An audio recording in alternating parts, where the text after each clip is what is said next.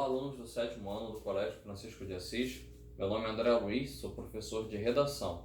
Na videoaula dessa semana, nós vamos revisar o conteúdo abordado nas 2 últimas semanas, a coesão referencial e entrevista, visando a P1 do 3º bimestre, tudo bem?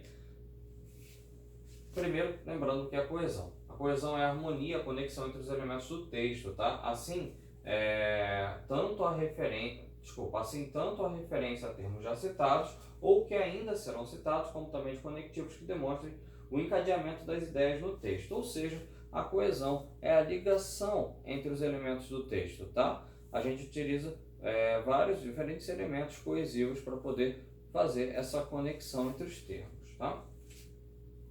Comumente, no exercício da linguagem, faz-se uso da referência, remissão a outros termos do próprio texto.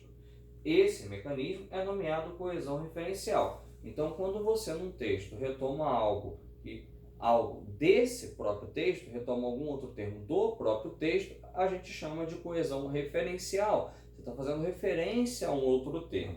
É essa justamente a coesão que é trabalhada no nosso livro, tá? A gente chama de os mecanismos de coesão anáfora e catáfora. A anáfora, quando o termo referido está antes do referente, e a gente fala que catáfora, quando o termo referido vem depois do referente. Então, catáfora depois, anáfora antes, tá ok?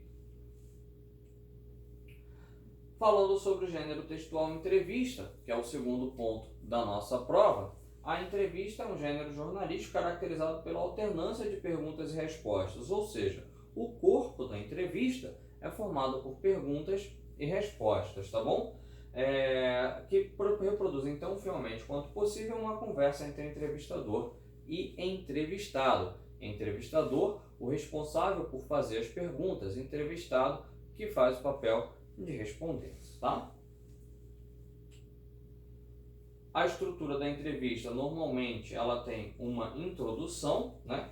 Nessa introdução, o entrevistador ele faz uma breve apresentação do entrevistado, ele diz quem é o entrevistado, a pessoa que ele vai entrevistar, o corpo da entrevista, que aí vem a questão da alternância entre as perguntas e as respostas, tá bom? E no final, pode ter uma conclusão, que é uma opinião do entrevistador sobre as questões abordadas ou sobre aquilo que foi mencionado ali, tá? Aqui do nosso livro que eu pedi, inclusive, para vocês marcarem, né? Em geral, você vai ter essa estrutura. Tem uma manchete, um título, a apresentação, né, do entrevistador, como eu já havia mencionado, e você tem o corpo de perguntas e respostas. A parte final, ela também é utilizada, mas nem toda entrevista tem. Tudo bem? Então, nós ficamos por aqui.